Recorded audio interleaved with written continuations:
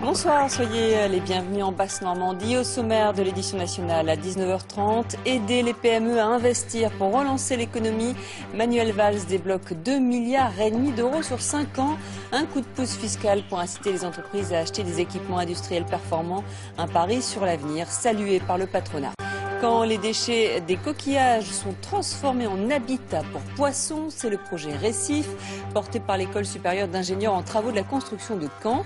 Ces structures ont été immergées aujourd'hui au large de Cherbourg.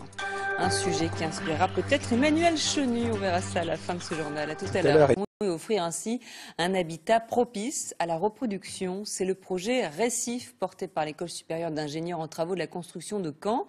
Un projet européen en passe d'aboutir puisqu'aujourd'hui ces structures en béton de coquillage ont été immergées au large de Cherbourg. Pierre-Marie Puot, Claude Leloche. De prime abord, ces parpaings enserrés dans une cage de ferraille n'ont rien de l'innovation technologique.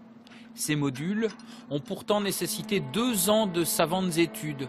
Une fois sous l'eau, ils doivent pouvoir attirer, abriter la faune, la flore, la vie. Le récif est conçu pour avoir une surface rugueuse, comme vous pouvez le voir ici, dans laquelle ou sur laquelle peuvent s'accrocher les organismes marins. Donc on a des trous, on va dire, qui vont du millimètre jusqu'au centimètre et une dizaine de centimètres. C'est adapté en fait au type d'organisme marin que l'on souhaite attirer. Port Normand Associé s'apprête à construire de nouveaux terre-pleins sur le port de Cherbourg. Les travaux vont bouleverser l'écosystème de la rade. Ces récifs artificiels devraient offrir de nouveaux espaces à conquérir pour les organismes marins qui vivent ici. La nature a horreur du vide. L'espèce pionnière type, c'est le balane. Donc le balane, c'est la petite pyramide blanche que vous trouvez sur les moules, que vous grattez souvent. Et donc ça, c'est l'espèce pionnière type.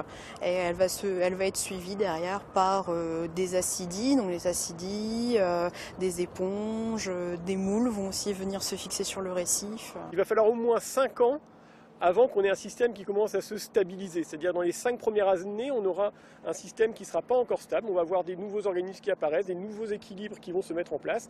Au bout de 5 ans, on va potentiellement voir une stabilité. Et il va falloir probablement attendre 10 ans pour vraiment avoir un système stable. Ce projet est une expérience scientifique. Les chercheurs reviendront régulièrement observer ce nouvel habitat sous-marin. D'ici peu, il paraît que les crabes et les tourteaux s'y sentiront comme chez eux.